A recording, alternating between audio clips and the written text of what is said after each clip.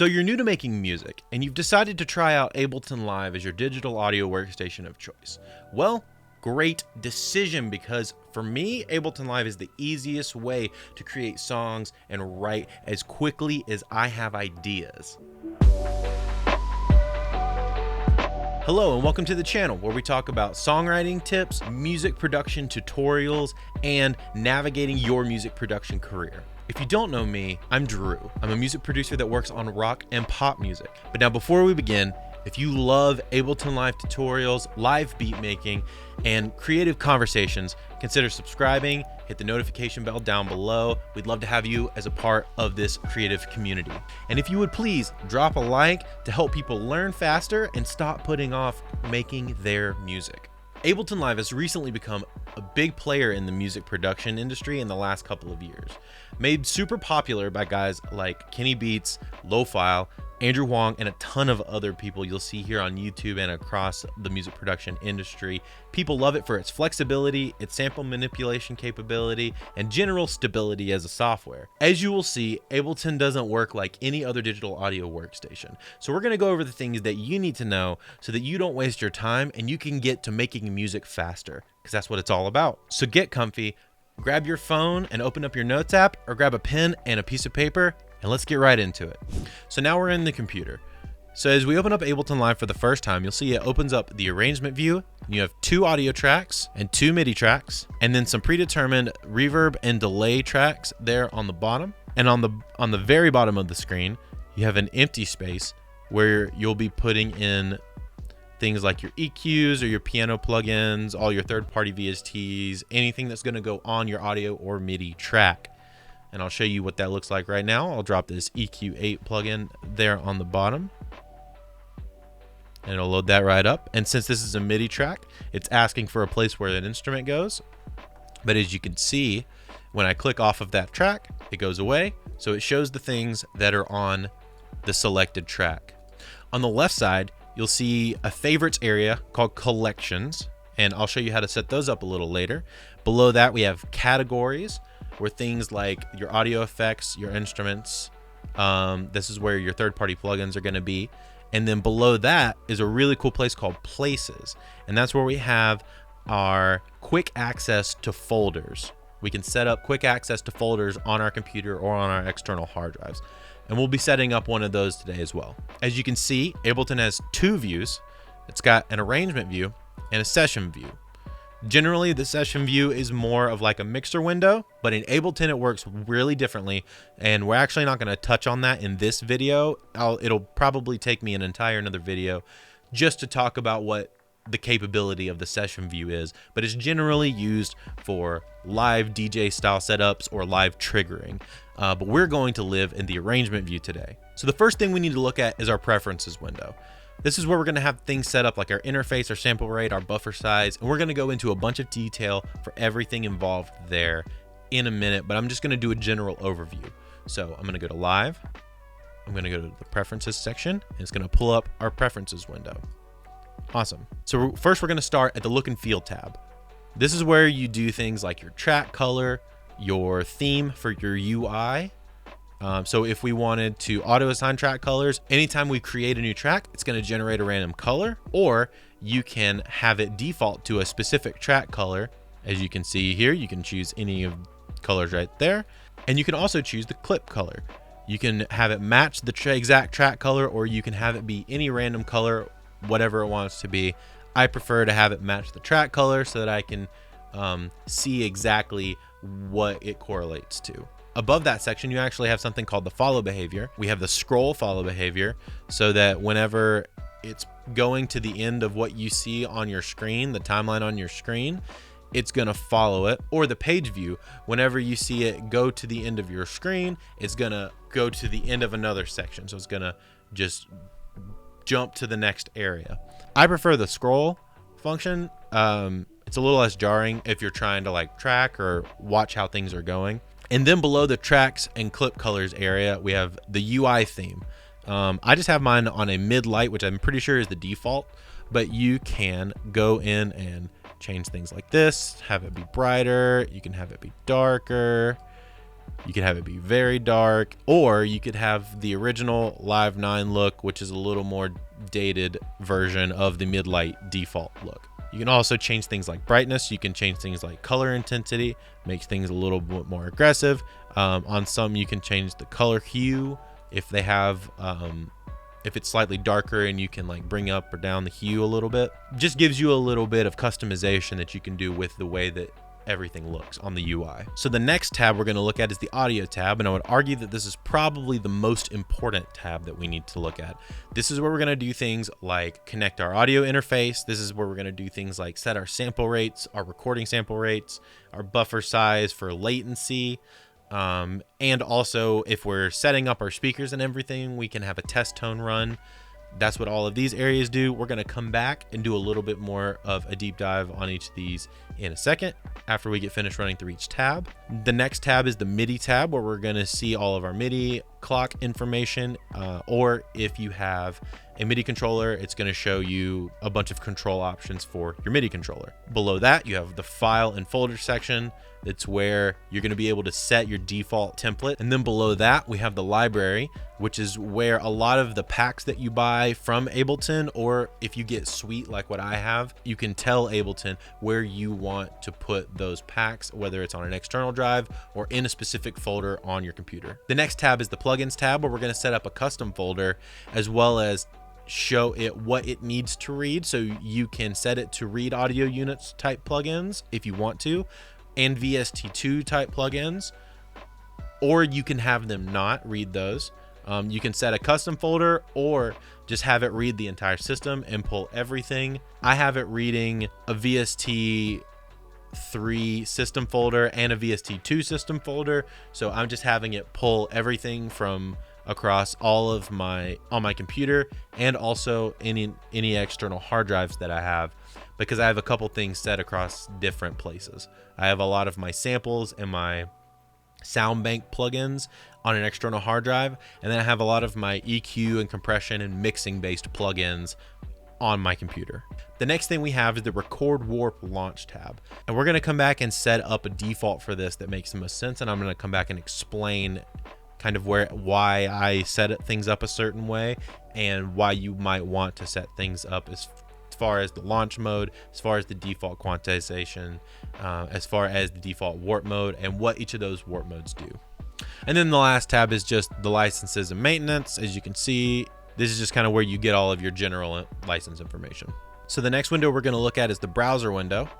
It's over here, and you can use this search function to actually search anything in this browser, and that's this whole section here. And then I'm going to show you, I'm going to set up a MIDI clip real quick.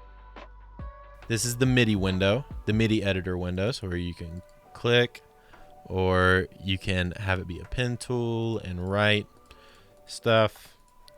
Velocities and stuff change down here. And as you can see, real-time information, as things go in here, they show up here. A lot of your functionality is going to be in that bottom third window. The next window I'm going to show you is the sample editor window. So I'm just going to grab a random sample and just drop it into an audio section here. And as you can see on the bottom right here, we have our sample editor window. And this is where we're going to be able to do things like warp. We're going to be able to transpose things, general gain, sample gain, and we're going to be able to do some manipulation as far as trigger modes and looping and things like of that nature. So I'm going to make this a little bigger, and I'm actually going to reopen our preferences menu, and we're going to go to the Record Warp Launch area while we're looking at this. So you can set it up to have a record type, be a WAV or an AIFF. These are just standard settings. The bit depth, I always have mine set to 24. You can also set it to 16 or 32 bit. Those are your general record types. You can have it set a count in, so anytime you hit record, it'll automatically count in on a metronome, either a bar, 2 bars, or 4 bars. I have it set to none. We're going to skip the exclusive section, and the clip update rate is going to be 1/16 of a bar. This is a very key one. Record session automation in armed tracks or all tracks. You want to make sure it's set to armed tracks so that if you have something recording, you hit record and you go to turn something down, it doesn't automatically write automation for a track that you don't want it to. You can set it to start playback with record on or off. I have mine set to off for obvious reasons. I don't always want it to, start playback with recording. And then we get to our warp and fade functions. So loop, warp, short samples. I have it set to auto. You can change it to unwarped one shot, warped one shot, warped loop. So if something's a longer loop, it'll automatically loop it and warp it to whatever. I have mine set to auto, so it automatically reads whatever the thing is. So as you can see, the one that I have in there right now is a one shot. So it is unwarped, not looping, just a raw one shot. There's some warp functionality that degrades the audio a little bit, and I've heard some people complain about this before when getting stems from people, that Ableton kind of sounds bad sometimes, and that's because people leave their warp functions on even for one shots. You also have a default warp mode. I highly recommend complex. The beats mode is great. I generally lean towards complex because what I want to do with warp modes is pitch stuff up or down. I want to create tonal. I want to take tonal things and make sure that it's to the right tempo. Beat stuff, I'm making a lot of times, so they're already in the right tempo. But also, if you had perk or hi-hat tracks, it does auto warp them. Since it's in complex mode, it still fits them into the right tempo that you have set globally. I will say, if you do want to switch it, if you want to try beats or complex, kind of switching back and forth, they do sound slightly different. So I would try both depending on what you're doing. The tones mode is a slightly less intense complex mode. The texture mode adds some more texture. Repitch is actually more of like the turntable stop and start. So when it de-pitches something, it acts more like a turntable than it does an actual software, which is pretty cool and can add some really cool tape stop effects. Or if you wanted to do things like whenever tempos change and things like that, you have that speed up and slow down kind of sound. And this is something that I actually need to turn off, but create fades on clip edges. I'm going to turn that off. Ableton automatically sets tiny little fades on clips, so automatically it will have fades set on the beginning and end of every clip of audio. So you want to turn that off, because what sometimes that will do is kill your transient, because a lot of the times when you're working with a sample, your transient is right at the beginning of the sample. So you want to make sure that you turn that off, so it's not fading into your transient. You're getting that full transient. And then if you want to go in and hand fade it yourself based on whatever you need, or you can do things like use a simpler or sampler plugin and play every hi-hat or kick or snare or anything like that, so that you're not having to worry about any of your fades or weird clicks and pops and things like that. Next is your launch mode. Default launch mode I have set to trigger, so that whenever I hit it, it fires it, and then it stops at the end of the sample. You can also have it gate, so that whenever you have it pressed, it will fire the track, and then when you let go, it will actually stop. You can set it to toggle, so that when you hit it, it'll start, and then when you hit it again, it'll stop. And then you can set it on repeat. You can just sit there and hold. If you're pressing something down, you can sit there and hold the sample down, firing, and it will just repeat automatically. So you'll hit it and it'll just repeat.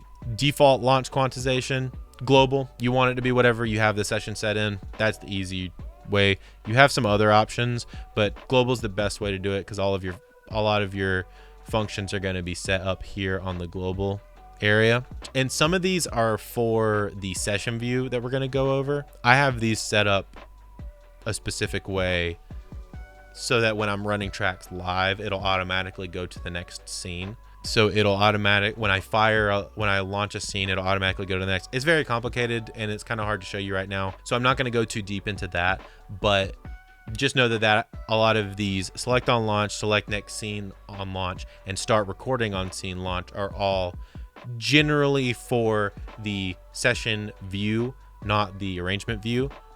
Though I do like to have the trigger mode, the default trigger mode set, and the default quantization mode set, so that whenever you drop a sample in, it'll automatically have those ready to go for you.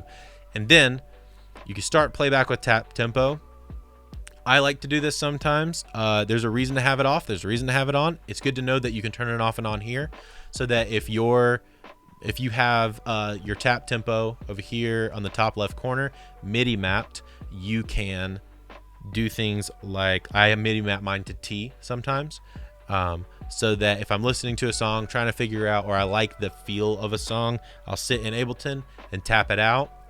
Sometimes I like the click to, you'll tap 4 times and the song will start playing, and so the click will start going, so you can kind of match it yourself. Or if you don't want to do that, you can turn it off and it won't start playback whenever you tap, and it'll just set the tempo to whatever you're tapping it to, and then based on that you can then hit fire and it'll start the playback. All right, the next thing we're going to look at is back to the audio tab on the preferences menu, and we're going to look at setting up our input and output device.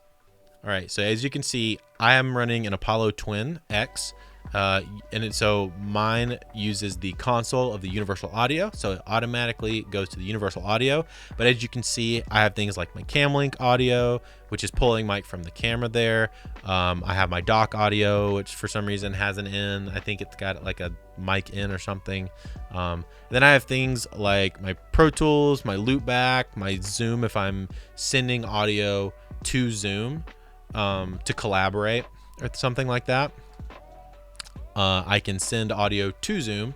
That's really cool. And I can also pull audio from Zoom into my DAW. So if I want to record, for some reason, if I wanted to record directly from Zoom, I could do that.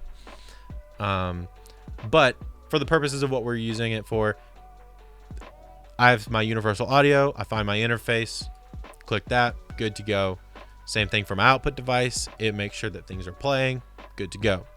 All right, the next thing below that is your channel configuration. So as you can see, the way the console works is a little different. Yours might not show all of these, but I have set up my mono inputs and my stereo inputs. Now you need to make sure that both of these are selected, because if you don't and you only have the mono input selected, you'll only see channels 1 and 2.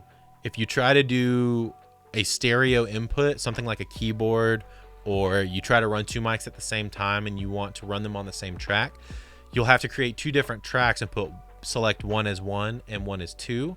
It's a little weird. If you make sure that the stereo inputs area is selected, then you can open 1 track and have both channels 1 and 2 go to the left and right respective channels, and then you can do recording on only 1 track instead of having to have 2 tracks. Saves a little bit of retail, like screen retail, but also just helps you in setting gains and things like that.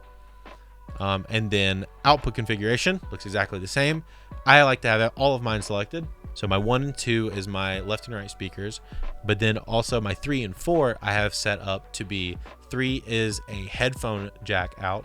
So if I need to send a headphone, I have a room over here with a vocal mic in it, a little vocal booth set up.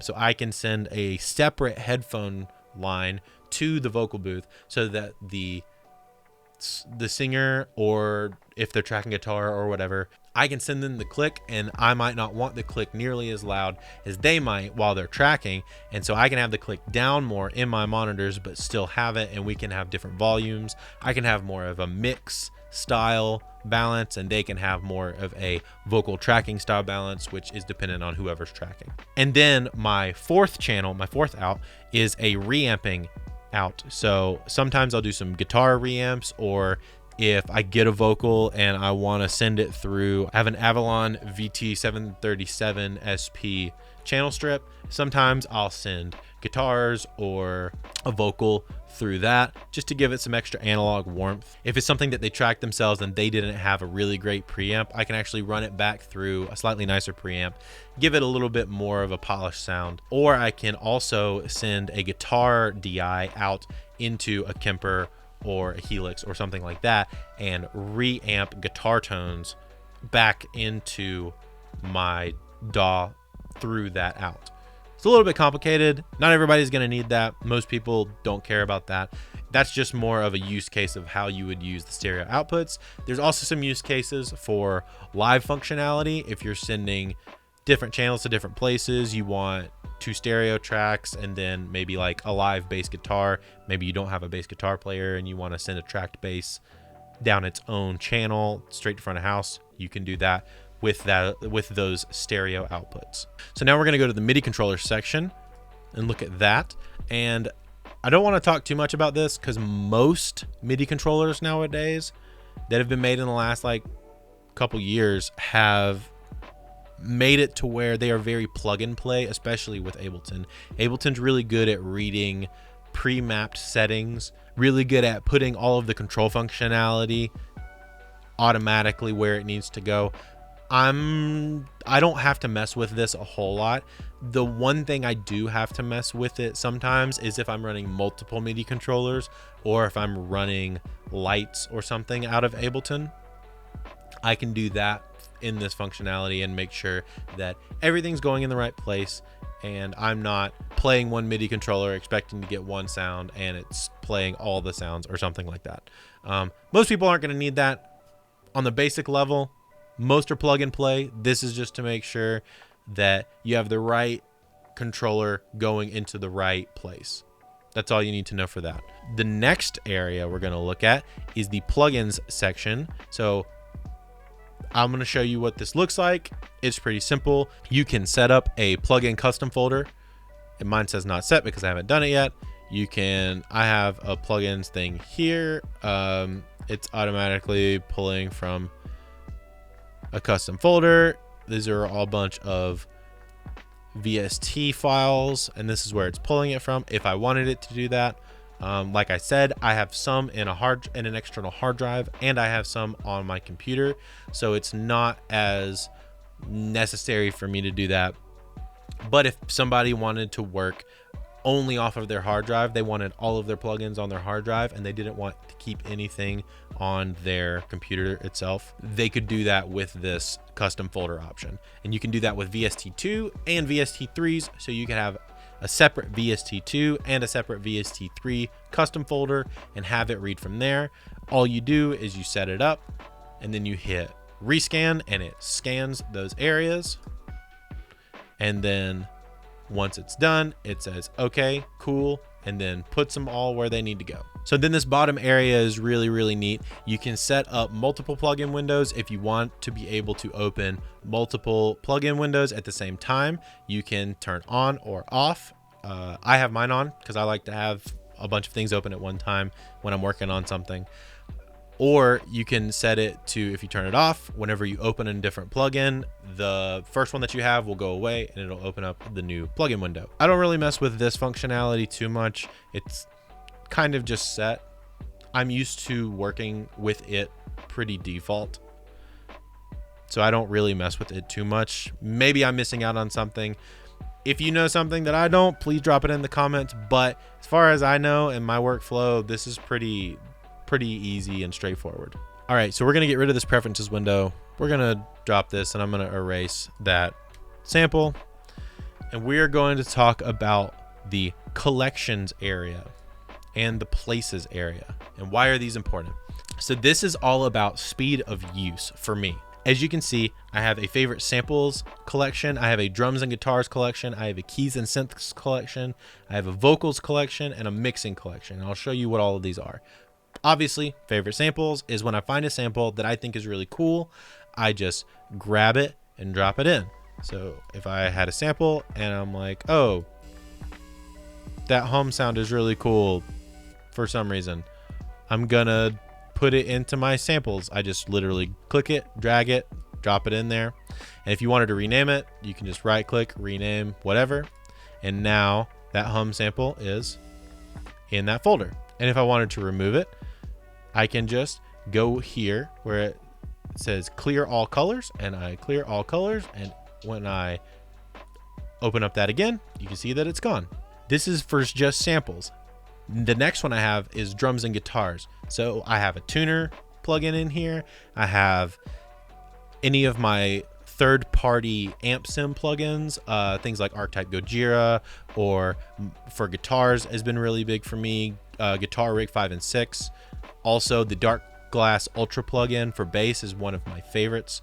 So it's just things like quick access, so I don't have to go to this plugins folder and search through all of my stuff and find it. I can just go, oh, my drums, I'm playing bass, I need my Dark Glass Ultra plugin. I can just grab it and throw it on the track, and then it will bring it up down here. All right, that's that simple. This is just the way that I set mine up. You can set yours up any way you want, whatever makes sense to you. So I just have all of my guitars and drums and stuff. My keys and synth plugins, I have all here. Things that would be involved with running a keys and synth plugin. Vocals are things like my Melodyne, my doublers, my de-essers, things that I tend to grab a lot. My Auto-Tune, EFX plugin, Echo Boy I use for a lot of throws. And then finally my mixing are things like my compressor plugins, a lot of my other EQ plugins, my Ozone, OTT, a couple reverbs here and there, things that you generally use for mixing or mastering, I have in that place. So that way I have my favorite stuff. I don't have to go through my giant list of plugins to try and find that one plugin that I want. I can just open up my mixing collection and then grab the one that I want. I know exactly where it's at, and I drop it in and go. Makes making music and editing music way faster. So the next thing we're going to talk about is the categories section. It's very, very straightforward. You have sounds, which is general sounds like synth pads or guitars and pluck stuff. This is generally things that are Ableton specific. You have a drum section below that, which are Ableton preset kits. And then you have the instrument section, which are the Ableton synth plugins, which are extremely powerful, and I think people overlook them a lot. Especially, I really like the simpler, the wavetable.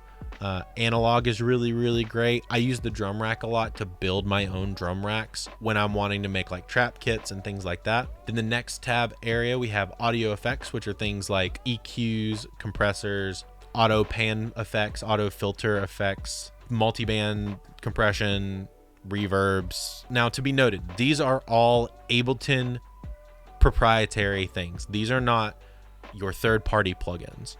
There is a separate place, and this is kind of dumb, but there is a separate place for your third-party plugins. And that is why the collections area is so helpful, because it lets you take all of the things from all of these areas and put them into one place for you to access quickly. So below that is MIDI effects, your arpeggiator, your pitch, your note length, your randomizer if you want to get into generating random scales or random notes, or you want to make some ethereal stuff for a little more noise type sounding songs. A lot of these things are super helpful with that, and it could just be a way to get you out of a creative rut. Personally, I might do a video on using these creatively. We're going to skip Max for Live for right now, and I'll make another video on that. It's just a very dense area of essentially creating your own plugins inside of Ableton. It's very cool, but it's not something I have a lot of experience with, so I don't really want to speak on it. So the next thing we're going to look at is the plugins area, and that is where we look at our audio units, our VST, and where it says VST, it actually means VST2, and then also VST3. They have them separated because it reads them differently. Ableton reads the two types differently. And this is where all of your third-party stuff will be. This is where you find things like maybe your Native Instruments plugins, or maybe your Output plugins, or your Slate Digital if you're a Slate Digital subscription person, your Isotope stuff for things like Ozone and all that.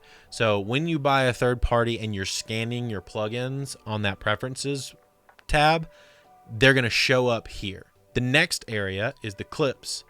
Ableton has some predetermined clips. You can also make your own clips and then drag them in here. I like to do this for things like count-ins for live shows, or if I'm building out backing tracks for people, I'll create a clip that is intro 2, 3, 4, and then turn that into a clip so that I can just drag and drop it, and it'll automatically put it in the right tempo, and it makes it a lot easier. And then the last one is samples. Now, this is Ableton samples. This is not your downloaded samples from somewhere like Splice or any samples that you might buy offline and have a specific folder for. This is Ableton's samples that it comes with, or that you buy through them from their packs. It'll automatically read them and put them into this samples folder, which it comes with a lot. There's a lot of great stuff. And if you don't have a lot of samples, honestly, Ableton provides you with a lot to work with from the start. Below that is your packs, things like your core library, which is a lot of the things that I've already shown you, and then your extra packs that you can buy. I don't have a lot of this stuff. I don't really have room for on my computer for a lot of this stuff right now. I think when I upgrade, I'll probably end up downloading more of these packs, but right now I don't just have a need for it at all. And then the user library and your current project, which will have things like any files that you might be using in that project. Now, Places is very, very, very cool because it allows you to do things like set up your samples folder inside Ableton. So you do not have to you don't have to bring up your Finder window. And then the way where I have mine is I would have to bring up my Finder window and then go to my external hard drive here and then go to my samples and sounds folder. And then inside that, I would have to go to my samples folder and then hear all of my samples. And then from there, I would have to do things like find the right sample. And once I find the right sample, then I can drag it in. Ableton makes this process so daggum easy. So you can go to your samples folder. You can search through everything here. If you know what folder you're going to, you can see it all here. It's fantastic. The other thing you can do, and this is what I love to do, you can just literally go up to your search function up here, select the samples folder, and type in the word kick. And it will search through that folder based on the word kick. So it'll bring up all of your kicks that you have in that. Same thing for snare. We'll type in the word snare. Same thing. It'll bring up all of the snares that you have in that folder, which is super cool. So we're going to set up a places folder. So we're going to hit add folder, and I'm going to go to my samples and sounds folder. And maybe I want to have a really specific folder just for impulse responses. So I have my impulse responses folder for different cabs and things like that. So I'm going to click that, and then I'm going to hit open. And then it automatically adds it right there on the bottom. Easy to find. You can click it. Everything's right there. It's so simple. So I have things set up like my samples folder. I have a Midi progressions folder. If I kind of get stuck with needing some new chord progressions or wanting a song start a little bit faster, I have some Midi progressions that I can just grab this, throw it into a Midi track, and then throw a piano on it or something, and it'll automatically play that progression. Below that, I have my entire external hard drive so that I can access different sessions. I can access my Dropbox. If there's something that I need to find, I can just put it there and go find it, making it a little bit easier and a little easier to search through. And then I have my desktop. Sometimes I'll have a sample or somebody will send me something to look at, and I'll just throw it on my desktop and I can open it up right there. Easy to find. Instead of having to open up my Finder and go through the process of getting it, dragging it in, I can just open up my desktop folder that I have right here and then throw it in. And then that impulse responses folder that I just made. Super simple, super easy. And honestly, like, as far as speed, makes your life so much easier when you just have an idea and you just need to create fast. That's how you'd go about it right there. So there you go. That's the basics of setting up your Ableton Live. If you have any questions, feel free to reach out. I didn't want to go too long on this video. There's a lot that we could talk about here, and I'll be making follow-up videos on different sections or different aspects of Ableton.